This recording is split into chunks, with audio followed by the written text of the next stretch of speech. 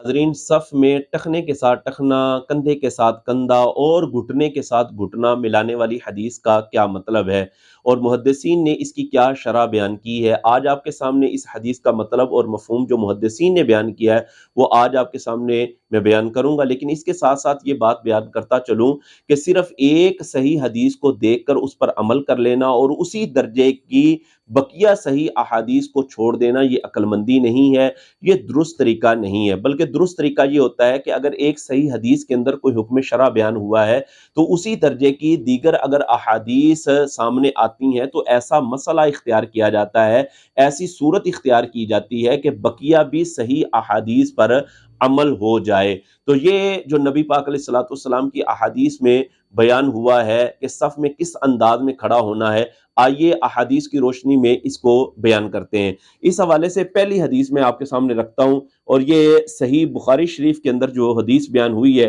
یہ صحیح بخاری ہے،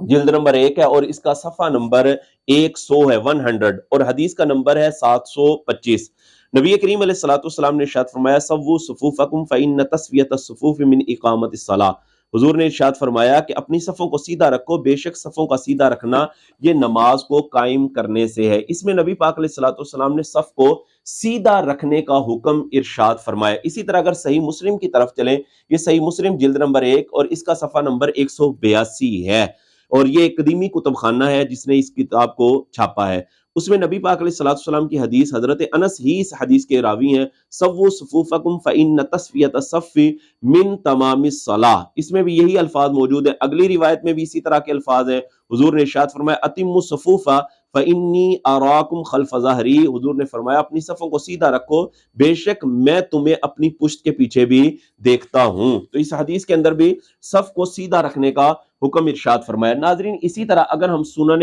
نسائی کی طرف چلیں، یہ سنن نسائی ہے، جلد نمبر 1 ہے اور اس کا صفحہ نمبر 144 ہے،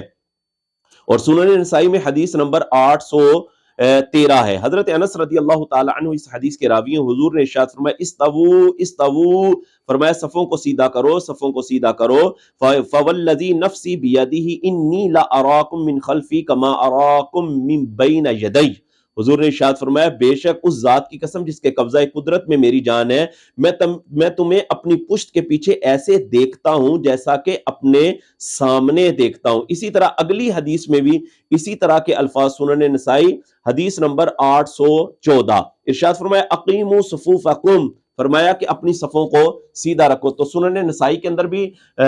صف کو سیدھا رکھنے کا حکم ارشاد فرمایا۔ اگر اسی طرح ہم سنن ابی داؤد کی طرف چلیں تو اس میں بھی نبی پاک علیہ الصلوۃ والسلام کی اسی طرح کی احادیث ہمیں ملتی ہیں۔ نبی پاک علیہ الصلوۃ والسلام کی حدیث، یہ سنن ابی داؤد ہے، جلد نمبر 1 ہے، صفحہ نمبر 106 ہے،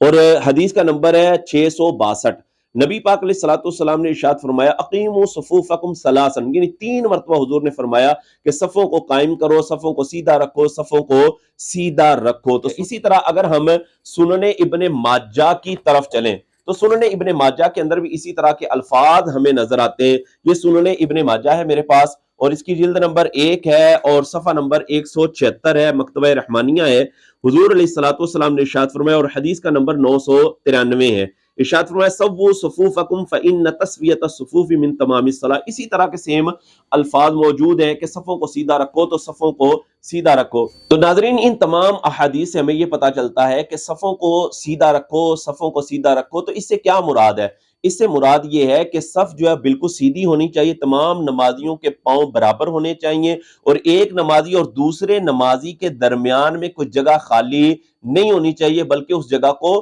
پر کیا جانا چاہیے، جیسا کہ محدثین نے، فقہاء نے، مجتہدین نے ان تمام احادیث سے یہی مطلب لیا ہے کہ سب نمازی جو ہے وہ برابر ہو کر کھڑے ہوں اور کسی نمازی کے درمیان بھی کوئی جگہ خالی نہ ہو۔ اور رہ گئی وہ حدیث کے جس میں یہ بیان کیا گیا ہے کہ کندھے کے ساتھ کندھا، ٹخنے کے ساتھ ٹخنا یا گھٹنے کے ساتھ گھٹنا ملا کر کھڑا ہونا۔ اس میں پہلی بات میں یہ عرض کرتا چلوں کہ اس انداز میں کھڑا ہونا کہ کندھے کے ساتھ کندھا ملا ہو، ٹخنے کے ساتھ ٹخنا ہو اور گھٹنے کے ساتھ گھٹنا ہو۔ ناظرین آپ تجربہ کر کے دیکھ لیں کہ اس طرح کھڑا ہونا انتہائی مشکل اور ایک ناممکن سی صورت دکھائی دے رہی ہے کہ ایک بندہ دوسرے بندے کے کندھے کے ساتھ کندھا بھی لگا کے کھڑا ہو اور اس کا ٹخنا بھی ایک دوسرے کے ٹخنے کے ساتھ لگ جائے۔ آپ اس طرح پاؤں جوڑ کر دیکھ لیجئے گا کہ پاؤں کا ایک تلوا دوسرے کے تلوے کے کونے کے ساتھ تو لگ جائے گا، کنارے کے ساتھ تو لگ جائے گا، لیکن ٹخنا ٹخنے کے ساتھ ملانا ایک بڑی ہی ناممکن سی صورت نظر آتی ہے۔ اور اگر اس طرح کھڑا ہوا جائے کہ ٹخنے کے ساتھ ٹخنا ملایا جائے اور کندھے کے ساتھ کندھا ملایا جائے اور پاؤں اس طرح کھول لیے جائیں جس طرح کے بعض لوگ کھڑے ہوتے ہیں،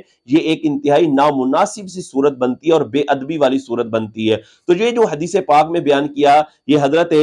نعمان بن بشیر رضی اللہ تعالیٰ عنہ کو قول ہے، سرکار کا حکم نہیں ہے۔ اسی طرح حضرت انس رضی اللہ تعالیٰ عنہ کا قول ہے، یہ بھی نبی پاک علیہ الصلوۃ والسلام کا حکم نہیں ہے۔ اور پھر اس سے مراد کیا ہے؟ آئیے اس کی مراد آپ کے سامنے رکھتا ہوں۔ یہ میرے سامنے ہے فتح الباری، شرح صحیح بخاری، علامہ ابن حجر عسقلانی رحمۃ اللہ علیہ، چوٹیوں کی یہ شرح بخاری کی سمجھی جاتی ہے کہ اس میں کیا مراد بیان کی۔ علامہ ابن حجر فرماتے ہیں کہ المراد بذالک المبالغۃ فی تعدیل الصف وسد خلہ، فرماتے ہیں اس سے مراد صف کو برابر کرنا اور جو خل واقع ہو یعنی جو خلا واقع ہو اس کو پر کرنا مراد ہے۔ یہ نہیں ہے کہ جناب ٹخنے کے ساتھ ٹخنا جوڑ دو، یہ مراد نہیں ہے، بلکہ جو خلا ہے وہ خلا نہ ہو بلکہ اس خلا کو ختم کیا جائے۔ اور اسی طرح پاؤں کے ساتھ پاؤں ملانا یا ٹخنے کے ساتھ ٹخنے ملانے سے مراد یہ ہے کہ صف کو بالکل سیدھا رکھا جائے۔ اور علامہ ابن حجر عسقلانی نے ابو داؤد کے حوالے سے حدیث بھی آگے ذکر کی ہے کہ اس سے مراد کیا ہے، اور اس سے مراد آپ بیان کرتے ہیں کہ نبی پاک علیہ الصلوۃ والسلام نے یہی بیان کیا ہے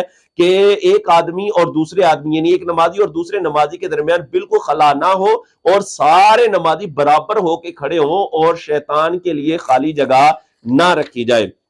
اسی طرح اگلے صفحے پر یہ فتح الباری شرح صحیح بخاری جلد نمبر 2 صفحہ نمبر 168 پر، پہلا جو حوالہ تھا وہ 167 پہ تھا جو میں نے بیان کیا، اور یہ شرح صحیح بخاری فتح الباری صفحہ نمبر 168 پر آپ نے یہی بیان کیا کہ الا بیان المراد باقامت الصف و تسویتہ ہی، فرماتے ہیں اس سے مراد صف کو قائم کرنا اور صف کو سیدھا رکھنا مراد ہے۔ یہ نہیں ہے کہ جناب وہ آپ ایسی صورت اختیار کر لو کہ جناب اس طرح پاؤں کھول کے رکھ دیے اور عجیب صورت اپنا لی جائے، یہ طریقہ بالکل بھی درست ہے نہیں ہے، بلکہ ان تمام احادیث سے یہی ثابت ہوتا ہے کہ صف کو سیدھا رکھنے سے مراد یہ ہے کہ صف کے اندر بالکل خالی جگہ نہ ہو اور سارے نمازی برابر ہو کر کھڑے ہوں۔